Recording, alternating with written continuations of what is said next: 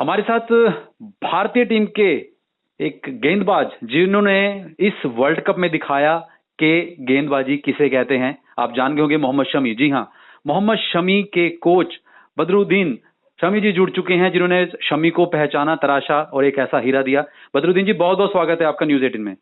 Thank you. Coach साहब, ये बताइए कि बहुत सी कहानियां पहले भी सुन चुके हैं, छपी भी हैं, देखी भी हैं। छोटा सा कोई ऐसा वाक्य कि पहली बार मोहम्मद शमी आपको कहाँ, कैसे, किस तरह दिखे, क्या लगा आपको? कि पहली बार जब सोनकपुर स्टेडियम में मैं कोच था, तभी उसके फादर लेके आए थे उसको मेरे पास जी। और मैंने नेट के टाइम पे उसको बॉल डलवा के देखा था जी। तो जाहिर सी बात है, बहुत मतलब उस टाइम तो ऐसा नहीं लगा था मुझे कि भाई ये वहां तक पहुंचेगा। कितनी साल की उम्र थी उस समय? उसमें 13-14 साल का बच्चा होगा उस टाइम।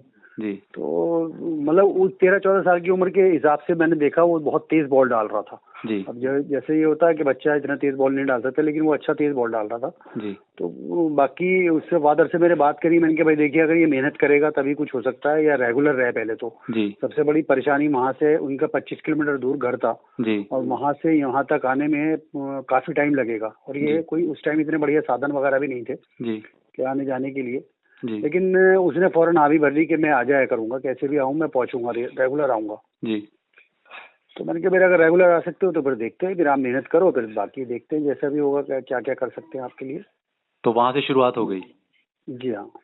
उसके बाद आपने ही कहा कि यहाँ जगह नहीं बन पाएगी, कोलकाता भेजने का फैसला आपका था। किस तरह से परिवार ने इसको देखा? देखिए, सबसे बड़ी चीज ये होती है, उस टाइम यूपी में एक ट्रायल बेस्ड क्रिकेट था जी। वहाँ पे ट्रायल वगैरह थे, 2-2 हजार बच्चों के एक ही दिन में ट्रायल होते थे, तो हो सकता है अच्छे बच्चे कभी कभी निकल जाया करते थे। जी। इसके साथ भी ऐसे ही हुआ, 2 साल के करीब इसने ट्रायल दिया, 1 साल, तो उसमें 19 में नहीं हो पाया इसका। जी। तो उसी बीच मेरे एक दोस्त हैं वहाँ पर, अब्दुल मुनाम साहब, उन्होंने मुझे एक लड़के की उन्हें जरूरत थी, फास्ट बॉलर की। जी। तो मेरा दिमाग फौरन इधर गया, तो लेकिन वो तैयार नहीं हो रहे थे कि यार वो तो अनएक्सपीरियंस बच्चा है, अभी तो आप बता रहे हो 19 का ट्रायल दे के आया था, उसमें भी नहीं हुआ उसका। जी। मैंने कहा आप मेरे कहने से आप उसको खिलाइए जी। और आपको निराशा नहीं लगेगी, मैं आपको बता रहा हूँ। तो उस पर तैयार हो गए। अब घर वाले फिर तैयार नहीं हो रहे थे कि भाई बहुत दूर है, इतनी दूर हम कैसे भेजेंगे इसको। मैंने उन्हें बताया, समझाया कि मैंने देखिए बाहर तो निकलना ही पड़ेगा इसको, अगर क्रिकेट खेलना है तो जाना तो पड़ेगा जी। तो आपको ये तो कदम उठाना ही चाहिए मेरे हिसाब से। तो वो मान गए। फिर उस पर घर वाले सब, उनके फादर तैयार हो गए और उसको उन्होंने वहाँ भेज दिया। कोच साहब, अभी वर्ल्ड कप से पहले या बीच में आपकी शमी से बात होती है क्या? कोई बात हुई अभी? क्या आपने मैसेज दिया? देखिए, बात बस यही हो रही थी कि भाई देखिए, इस टाइम जैसा आप बॉल डाल रहे हो उस पर आप कायम रहिए। पीछे थोड़ा सा पहले बात हुई थी, तब जब वो प्लेइंग नहीं मिल रही थी उसको, लेकिन उस टाइम भी एंजॉय कर रहा था वो क्रिकेट। देखिए, इस बार वर्ल्ड कप इंडियन टीम जो है बिल्कुल अलग तरह से ये कर रही है। मैंने पहले कभी इंडियन टीम को इतना एंजॉय करते हुए नहीं देखा क्रिकेट।